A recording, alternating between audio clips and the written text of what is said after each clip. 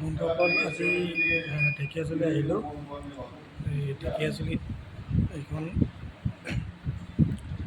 পৰম্পৰা বুলি এখন হোটেল আছে। এই হোটেলখনত খাব বহিছোঁ। ইয়াতে বিভিন্ন ইয়াৰে যি থলুৱা খানা ইয়াত পোৱা যায়।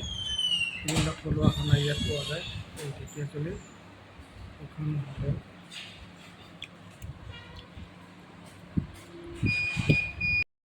ইয়াত দেখিছে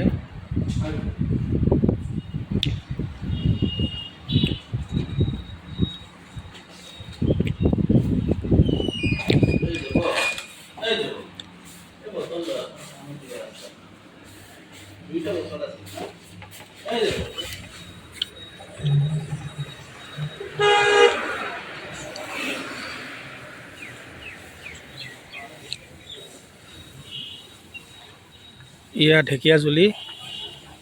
ঢেকীয়াজুলি।